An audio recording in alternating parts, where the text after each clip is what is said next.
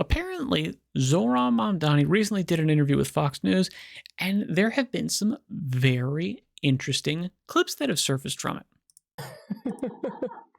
All right, New York City mayoral candidate and Democratic Socialist Zohran Mamdani was interviewed on Fox News and provided more details about just how much money he would like the government to confiscate from wealthy New Yorkers. Take a look.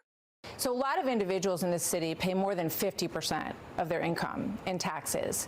When you talk about a fair share, how much more than that? What is the fair share? What's the number? I've said that we should increase personal income So taxes by 2%. is fair? And my point is this: Give up more than half of your income. That's if you're making $1 million in New York City, or more than that, you can afford to pay 2% more. And the reasons you can afford to do so is because that money will be used to better your quality of life as well. Yeah. Because when I speak to the wealthiest New Yorkers, I hear concerns about the cleanliness of the city, the quality of life in the city, questions of public safety. This money is the money that will be used to deliver on those things so that we can ensure that we have a return on investment for all of the money that we are raising and spending right here across the 5 boroughs. He also declined to say whether he thought Hamas should be disarmed. Watch this. I want to get to that, absolutely. But do you believe that Hamas should lay down their weapons and leave the leadership in Gaza?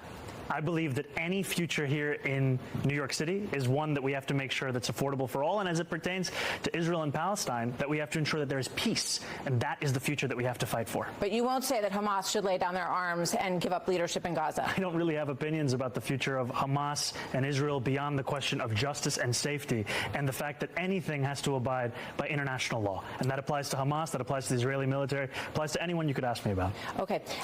One last thought on that. You have said that you would arrest Netanyahu if he came to the United States. You've been very outspoken. I've actually been on the side of not caring all that much about Mamdani's opinions on. I agree. I actually really hope that he gets elected, and I hope it is horrible. I shouldn't say I hope it's horrible. I hope it's not. But for it not to be horrible, he would have to be not elected, or he would have to change his mind on literally everything that he's stated that he wants to do. At the end of the day, these policies have been tried before. They don't work. They don't work for umpteen number of reasons, all of which are baked into just fundamental human nature. They're not going to work. We know they're not going to work, but you know what? Apparently, you need a demonstration every 10, 20, 30 years that, you know what, socialism is not a workable solution to your problems in politics. It doesn't work. It's not going to help. 2% increase. God, it's just 2%. Now, yeah, okay, that seems low. They could do it in certain ways that would make like if you had like a 2% wealth tax, personal income tax. Okay, is that personal income tax also going to be like a capital gains tax? Is it going to be something like that? That's a very different thing and can have massive repercussions all across the economy. That could be really bad. But here's the other side is, do you think that New York City is underfunded? In the sense that New York City government doesn't have billions of dollars.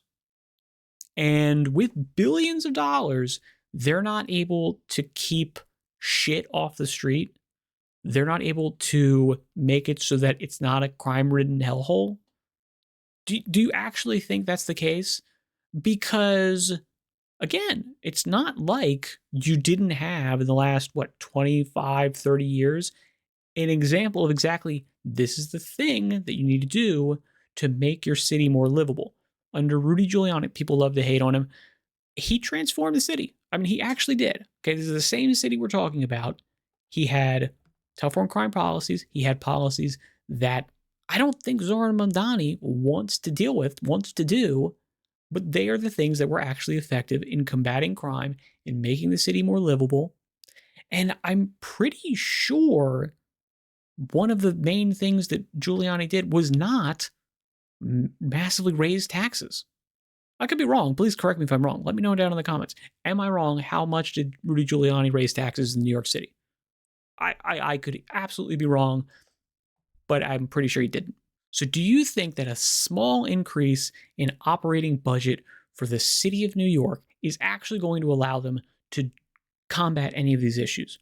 Or do you think it's just going to inflate their budget, allow them to hire more bureaucrats, and stuff's going to still continue to be bad and probably going to be worse because these socialist policies never work? What do you think? Just like ballpark best guess, first instinct, first thing that pops into your mind, what do you think? Is it going to be a miracle cure or is it going to be horrible?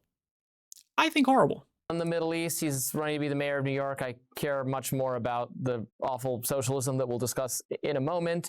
And I think some of the attacks on him have been unfair. This one stuck out to me because, I don't know if you knew this, 3 years ago, he tweeted that we should ban all guns. So what is his view? We ban all guns except for, but then it's Hamas's guns. Well, I don't want to say anything. That's bullshit.